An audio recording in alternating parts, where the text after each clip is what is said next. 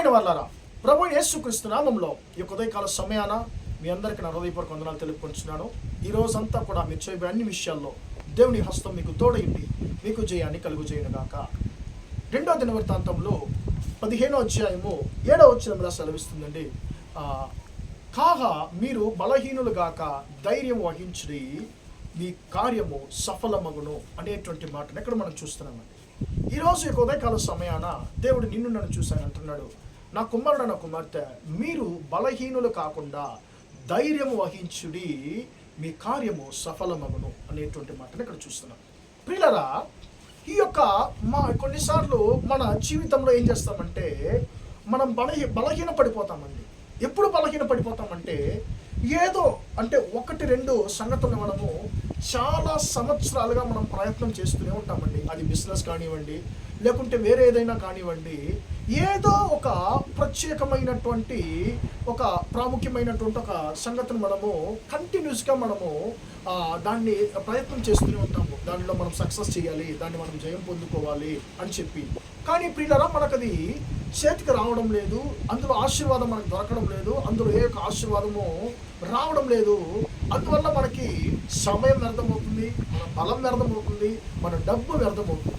అప్పుడు ఏం చేస్తాం, మనము బలహీన పడిపోతాము. విశ్వాసంలో బలహీనపడి ఏం చేస్తామంటే, ఇక ఎన్ని సంవత్సరాలుగా నేను దీన్ని ప్రయత్నం చేస్తున్నాను బ్రదర్, ఇంకా కూడా అసలు నాకు ఇది ఏది కూడా చేయికి రావడం లేదు, కాబట్టి దీన్ని నేను వదిలిపెట్టేద్దాం అనుకుంటున్నాను అని చెప్పి మనము బలహీన పడిపోతాము విశ్వాసంలో దాన్ని చేయడంలో. పిల్లరా, అలాంటి పరిస్థితుల్లో మీరున్నట్లయితే ఈ యొక్క వచనము మీ కొరకు దేవుడు మాట్లాడుతున్నాడు.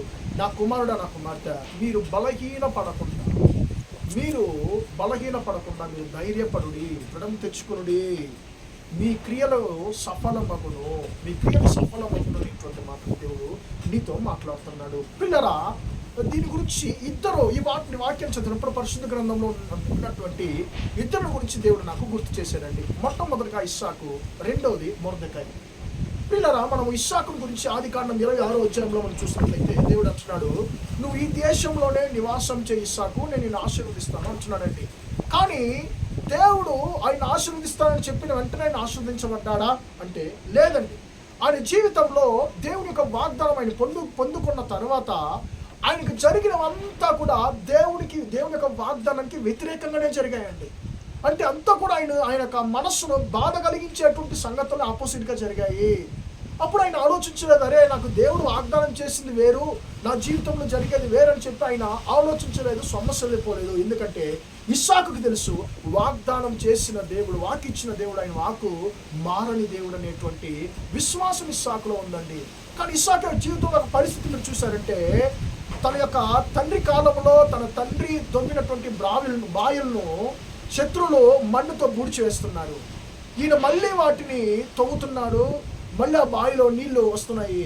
కానీ శత్రువులు అంటున్నారు, ఈ బావి మాది, ఈ నీళ్లు మాయని చెప్పి తీసేసుకుంటారండి. అప్పుడు అలాగా 2 సార్లు శత్రువులు ఆయన కష్టపడినటువంటి కష్టాన్ని, ఆయన చేతి ప్రయాసాన్ని శత్రువులు తీసేసుకున్నారు. ఈరోజు నీ జీవితంలో కూడా కష్టపడేదేమో నువ్వు, కానీ ఆ ప్రయాసాన్ని తినడమేమో శత్రువులు తింటున్నారని చెప్పి బాధపడుతున్నావేమో. దేవుడు నీతో అంటున్నాడు, పిల్లల ఇస్సాకు 2 సార్లు అలాగా ఆయన ప్రయాసము శత్రువుల ద్వారా అది తీసేసుకోబడింది, బలాత్కారంగా తీసేసుకోబడింది. కానీ ఇస్సాకు సమస్యలు పోలేదు పిల్లల. ఆ 2 బావిలకి ఏసేపు సిక్లా అని పేరు పెడుతున్నాడు.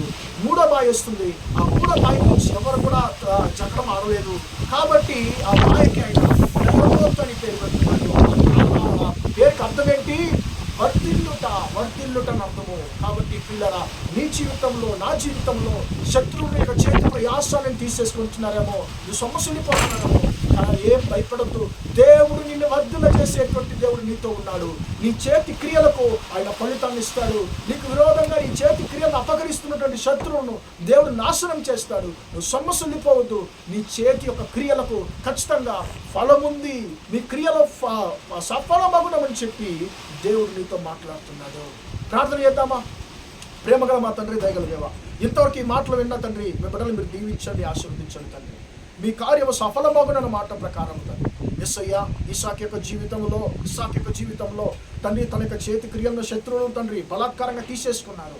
అయినా కూడా తండ్రి వాటన్నిటిని తండ్రి యేసయ్య మించి ఇస్సాకును దీవించిన దేవుడు అయ్యా. ఆయనకి రెహోబోత్ అనేటువంటి తండ్రి మంచి భావినిచ్చావు తండ్రి. అందుద్వారా తండ్రి ఆయన వర్ధిల్లాడు తండ్రి. అలాగ తండ్రి మా యొక్క సహోదరుల జీవితంలో ఏషేకు షిత్న అనేటువంటి తండ్రి బహు మోసకరమైనటువంటి బాధకరమైనటువంటి తండ్రి పరిస్థితుల ద్వారా తండ్రి గడిచి వెళుతున్న మా సహోదరులు ఒకసారి తండ్రి జ్ఞాపకం చేసుకోమని ప్రారంభిస్తున్నాను. అయ్యో నా యొక్క చేత ప్రయాసనంతా శత్రువులు తింటున్నారని చెప్పి బాధపడుతున్నటువంటి మీ బిడ్డల జీవితంలో తండ్రి మీ క్రియ జరిగించమని ప్రార్థిస్తున్నాను తండ్రి. రెహోబోత్ అనేటువంటి మంచి దినాలను తండ్రి వారికి దయచేయమని ప్రార్థిస్తున్నాను. వారి యొక్క చేతి తండ్రి క్రియలు తండ్రి సఫలమగుడుగా కానీ ప్రార్థిస్తున్నాను యేసు నామంలో తండ్రి. ఈ రోజంతా కూడా మీ బిడ్డలు చేసే అన్ని విషయాల్లో మీ హస్తము తోడయుండి వారికి జయాన్ని కలుగజేయమని యేసు నామంలో ప్రార్థించి అడిగి వేడుకొంచున్నాను తండ్రి. ఆమేన్ ఆమేన్.